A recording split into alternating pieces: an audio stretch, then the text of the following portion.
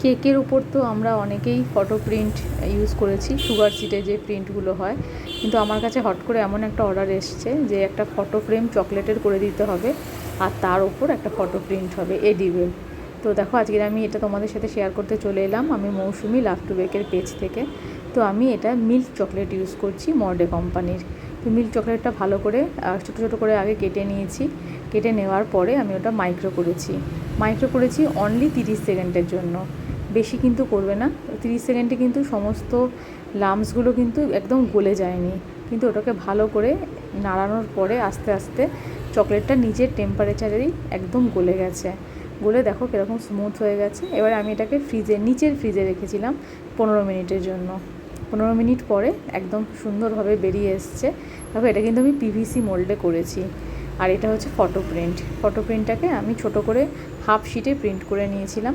এবারে ফটো প্রিন্টটাকে আমি আস্তে করে খুলে নেব। আর আজকে তোমাদেরকে আমি দেখাবো একটা জিনিস, যে অনেকেই নতুন যারা এক্সপিরিয়েন্স তাদের কথা বলছি না, যারা নতুন তাদের অনেকেই আমাকে বলে দিদি ফটো প্রিন্টটা ওঠাতে গেলে ছিঁড়ে যায়। তো একটু দেখে নাও আমি কীভাবে আজকে ফটো প্রিন্টটা ওঠাচ্ছি। প্রথমে আমি আমার যে ফ্রেমের যে সাইজটা ওটা মেপে আমি ফটো প্রিন্টটা কেটে নিলাম ভালোভাবে।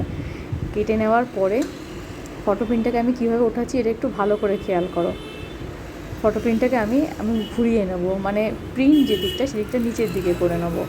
আর একটু কোণা থেকে সামান্য, আচ্ছা তার আগে আমি বলে নিই যে আমি এই যে নিউট্রাল জেল নিয়ে এই ফ্রেমের ওপরে লাগিয়ে নিচ্ছি, যাতে ফটো প্রিন্টটা এর মধ্যে আটকে যায়। নিউট্রাল জেল আমি তুলি করে নিয়ে লাগাচ্ছি, প্লেন নিউট্রাল জেল, কোনো কিন্তু জল নেই এর মধ্যে।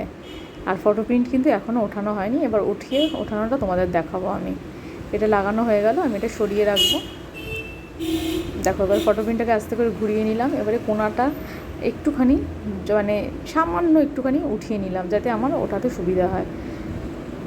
দেখো আমি ওঠাচ্ছি, প্রথমে একটু অসুবিধা হচ্ছিলো, তারপরে আস্তে করে ওটা ঢুকে গেল। এইবার আমি আস্তে আস্তে সাইডটাকে দেখো কীরকমভাবে করছি। এটা একটু দেখলে আমার মনে হয় তোমাদের বেশি সুবিধা হবে এই জিনিসটা। আমি আস্তে আস্তে দেখো এটা দিয়ে ওই প্লাস্টিকটা উঠিয়ে নিচ্ছি, হালকা করে নিচ্ছি। তারপরে আমি এবারে নিচের দিকটা, মানে ফটো প্রিন্টের মধ্যে হাত রাখছি, আর উপরে যে লেভেলটা আছে সেই লেভেলটা আস্তে আস্তে টেনে টেনে তুলছি। এখানে যদি আমি ফটো প্রিন্টটাকে টেনে টেনে তুলতাম তাহলে ছিঁড়ে যাওয়ার একটা চান্স থাকতো, কিন্তু এইভাবে তুললে ফটো প্রিন্ট কখনও ছিঁড়বে না। তো এই টেকনিকটা তোমরা ইউজ করতে পারো। এবার দেখো ফটো প্রিন্টটা আমি আস্তে করে ফ্রেমের ওপর বসিয়ে দিচ্ছি। দেখো বসিয়ে দিলাম। বসানোর পরে আমি দেখলাম যে উপরের দিকটা একটু বেরিয়ে গেছিলো, মানে ফ্রেমটা একটু ঢেকে গেছিলো। তখন আমি যে আমাদের ডিজাইনার ফন্ডেন্টের যে কাজ করার নাইফ থাকে, ডিজাইনার নাইফ, সেই নাইফ দিয়ে, ডিটেলিংস নাইফ দিয়ে আস্তে করে কেটে নিলাম, ওই অংশটা উঠিয়ে দিলাম। আর তারপরে সাইডে একটুখানি যে স্প্রিঙ্কেল থাকে সেই চকলেট দিয়ে স্প্রিঙ্কেল চারকোনায় লাগিয়ে নিয়েছি। আর কয়েকটা ডিটেলিংস একটু করেছি, সেটা অফ ক্যামেরায় করে নিয়েছি, তখন আমি আর ক্যামেরাটা আমার খেয়াল ছিল না অন করার। দেখো এরকম হয়ে গেছে। এবারে আমি চারদিকে চকলেট লাগিয়ে একটুখানি হার্ট শেপের কয়েকটা গোল্ডেন স্প্রিঙ্কেল লাগিয়ে নিয়েছি। তোমরাও এইভাবে করো, আশা করি তোমরা এইভাবে বানালে এটা একটা নতুনত্ব জিনিস গিফট করতে পারো পুজোয়।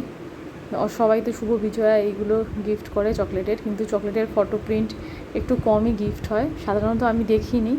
তো হয়তো আমার দেখার মানে দেখিনি, এটা আমারই ভুল, হয়তো অনেকেই করে। আমি আজকে আর এটা প্রথম করলাম, তোমাদের সাথে শেয়ার করলাম।